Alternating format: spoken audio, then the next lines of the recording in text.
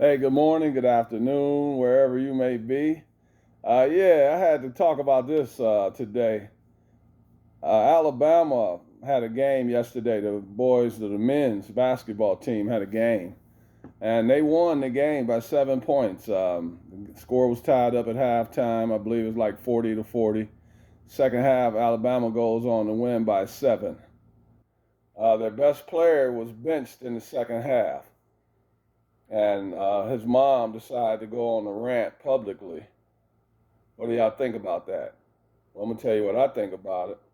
I think mom needed to sit that one out because they won the game, first of all. So what you're basically saying that it's all about your son and it's not about the team. And this team is the University of Alabama. It's not the University of her son. So the fact that they won the game and you still go on a rant is not a good thing. Her son is a senior. He didn't play very well in the first half. I know he leads the team in points and assists, but sometimes coaches have to go by feel, and sometimes you have to shake things up. And either way, wherever you sit down, there's probably going to be an unhappy parent. But at the end of the day, you have to remember what this is all about. Your son is a senior, and this is not the time to be sending him backwards. We're getting closer to March, closer to the end of the season, and you want to go out with a positive message, not a negative message.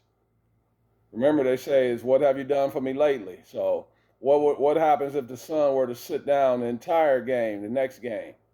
Who would mom blame for that? I know who she should blame, but who would she really blame? The coach again?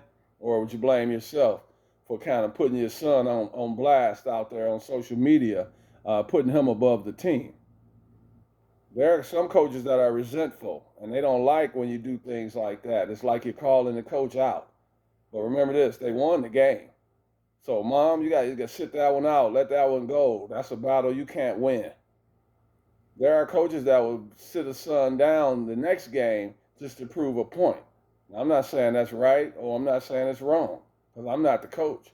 But you got to remember these coaches have feelings as well, and they have to be about the team as well as just an individual. Can't just be about individuals. So sometimes you have to just make sure you're mindful of you're trying to help the situation, but you could be hurting the situation. Let that young man finish out his season, and hopefully he gets drafted high in the NBA draft. But right now, you don't want to start putting out the negative messages when he's going to be going into the NBA draft. Teams are tired of dealing with attitudes. We got a lot going on right now. Jimmy Butler's situation. You got Zion. You got a lot of different situations that people are getting tired of dealing with it and throwing out lots of money to these guys who are basically not dependable. So yeah, I just wanted to get out there and ask you what you think about the situation. The young man didn't play very well. He sat down. They won the game. So you live to play another day, and hopefully he has a better game next game. But the entitlement has to stop. It's not about you. It's about the name on the front of the jersey, not the name on the back of the jersey. Everybody have a great day. Stay safe.